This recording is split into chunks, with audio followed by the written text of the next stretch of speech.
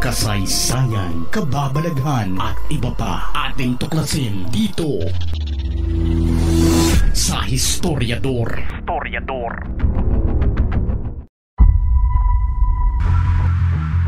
Dahil sa kakulangan ng impormasyon sa balita tungkol sa nangyaring pag-atake ng Israel sa Isfahan na parte ng bansa ng Iran na may layong 450 kilometers mula sa Tehran na kapital ng Iran, ay maraming mga balitang nagsilabasan mula sa iba't ibang mga media sa buong mundo tungkol sa naging resulta ng pag-atake. Ayon sa state media ng Iran, may natamaan daw ang kanilang air defense system na unidentified object na papasok sa kanilang teritoryo, kung kaya't kaagad nila itong binanatan bago pa man ito makaporma. 3 umanong mga drones ang nagtangkang pumasok sa kanilang teritoryo, pero lahat ng ito ay napigilan ng kanilang depensa. Wala man silang may pakitang drones na kanilang napabagsak, pero yun ang sinabi nila, na drones lang ang mga ito at wala raw missiles na nagtangkang pumasok sa kanila. Ang narinig daw na pagsabog noong gabing yun ay nagdulot ng pag-intercept ng kanilang defense system sa 3 drones, at naging normal naman daw ang takbo ng pamumuhay ng kanilang mga residente kinaumagahan. Wala silang iniulat na naging casualty sa nangyaring pagsabog na yun, at hindi rin nila pinangalanan ng Israel na kung sila nga ba ang pinagmula ng drones na umatake sa kanila. Ganon din ang Israel. Wala din itong isinapubliko na statement na nagsasabing pinaliparan nila ng drones o missile ang Iran bilang ganti sa ginawa nila noong April 13, kung saan puro naman nasalag ng Iron Dome ang humigit kumulang 300 mga ballistic missiles na pinaulan ng Iran sa kanilang teritoryo. Estados Unidos ang nagiging source ng balita, pati na ang iba pang mga bansa sa Europa, tungkol sa nangyaring ganti umano ng Israel sa Iran.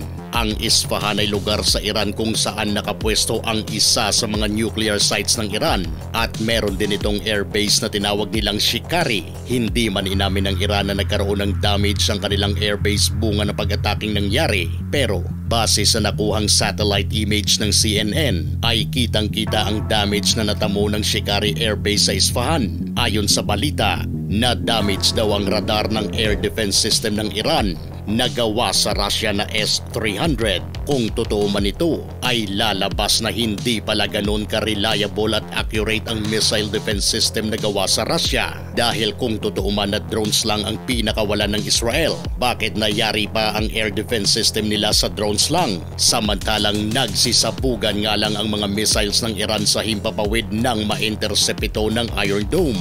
Mahirap malaman ang totoong nangyari kung kapwa hindi nagbibigay ng detalye ang dalawang magkaaway na nasyon. Pero ganun pa man, ay isa lang ang kumpirmado, na lamang na ang Israel sa Iran dahil sa 2 beses na nito binanata ng Iran, at tila wala ng plano ang Iran na gaganti pa sa Israel sa ngayon.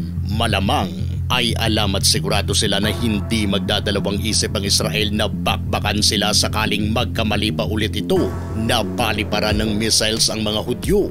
Ang mga Israelita ang siyang matinding dumanas ng pang-aapi noong panahon ng World War II, nang sila ay pinagtotodas ng leader ng Germany noon na si Hitler. Kaya nang maitayo ang State of Israel noong 1948 ay nangako ang mga Hudyo sa kanilang mga sarili na hindi na muli silang pwede pang aalipustahin ng kahit na sino man, kaya nagsumikap sila na mapangalagaan at makakayanang ipagtanggol ang kanilang bansa at mga residente nito. Kahit na hindi sila aasa sa kahit na sino, hindi tumigil ang mga Israelita sa pagpalakas ng kanilang mga armas.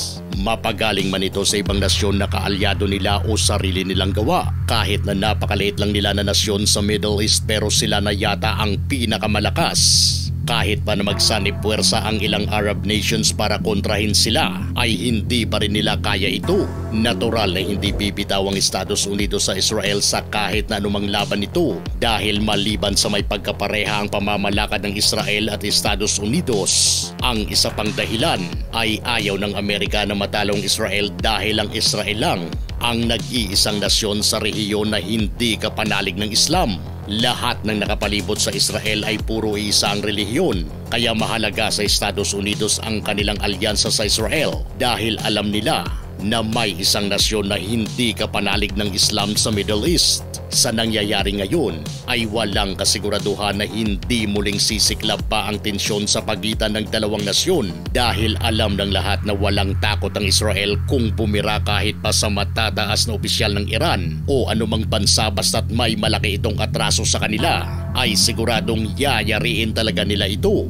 Ang ginawang pag-atake ng Israel sa Iran ay pagpapakita lang daw nila sa Iran na kayang-kaya nilang pasukin ang kanilang depensa nang hindi sila nadidetect nito at kayang-kaya rin nilang wasakin ito. Isa sa mga patunay kung gaano ka-advance ang mga kagamitang pandigma ng Israel ay nang kinumpirma ng Iraq na isa ang natodas at 8 ang nasaktan sa nangyaring pagsabog noong Sabado, April 20, 2024 sa isang base militar ng grupong harakat na suportado ng Iran sa probinsya ng Babylon sa Iraq.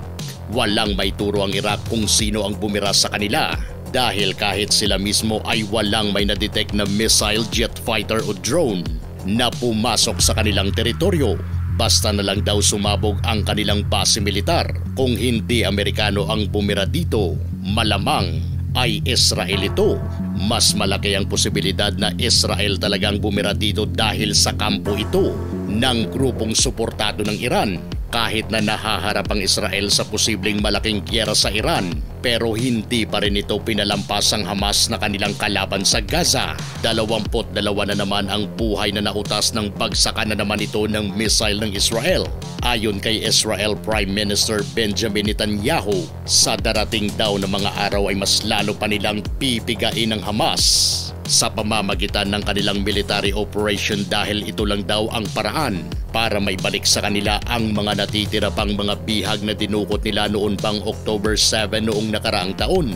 Samantala, aprobado na sa Kongreso ng Amerika ang pagpapadala ng tulong sa Ukraine na nagkakahalaga ng $13.8 billion para patuloy itong makipaglaban sa Russia. Durog na ang presidente ng Ukraine at halos umiyak na ito sa kakahingi ng tulong dahil ubos na ang kanilang mga bala at armas. Kaya malaking bagay ito para sa mga taga-Ukraine at masamang balita naman ito para kay Vladimir Putin.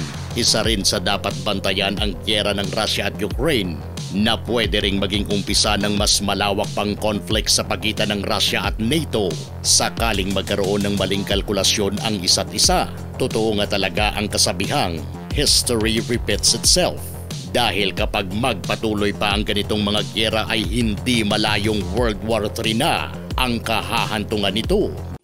Wala ka na bang oras para pumunta ng gym at magpapawis? Eto nang sagot, kaibigan. Wall-mounted boxing machine. Siguradong tagat-tak ang pawis mo rito at higit sa lahat hindi ka pa maiinip sa kakagamit nito dahil sa nakakagigil nga naman itong suntukin. Maliban sa makapag-ehersisyo ka na hindi lalabas ng bahay, ay makakapagsanay ka pa paano sumuntok ng tama. Orderin mo na yan, kaibigan. At baka ma-order pa ng iba. I-click na ang link sa description ng ating video para sa iyong order. Dito naman sa Pilipinas ay siguradong mananatili pa rin tayong aasa at hihingi ng mga pinaglumaang kagamitang pandigma ng ibang nasyon kung patuloy tayong hindi kayang makabili ng mamahaling armas dahil sa kulang na kulang ang ating budget para sa modernisasyon ng ating sandatahang lakas.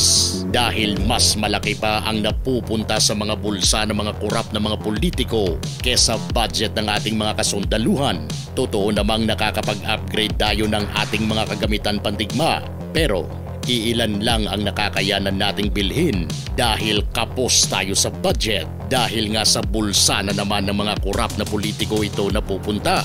Nakaka-high blood talagang isipin na ang nangyayaring modernisasyon ng ating sandatahang lakas ay minsan lang nangyayari, pero ang pangungurakot ng mga politikong korap ay madalas dahil sa bawat proyekto na nangyayari sa ating bansa. Wala na sigurong maniniwala kung sasabihin mong walang politiko na kumita sa kickback ng mga proyekto na yun. Isa ang Pilipinas sa matindi kung kumita sa abroad dahil sa mga talentado nating mga OFWs. Pero eto pa rin tayo. Garan at M16 rifles ang gamit ng ilan nating mga kasundaluhan at hindi pa rin lahat sa kanila ay nabibigyan ng bulletproof vest.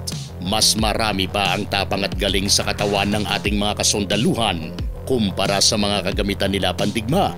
Ayoko nang magdagdag pa ng sasabihin at pakiramdam ko'y maha-high blood na naman ako nito. Kaya tatanungin na lang kita, ikaw, naiinis at naha-high blood ka na rin ba sa sobrang bagal ng pag-upgrade ng ating kagamitang pandigma? Dahil sa kulang ang budget pero marami ang perang nawawala sa gobyerno, bunga ng pagkabuwaya ng ilang politiko.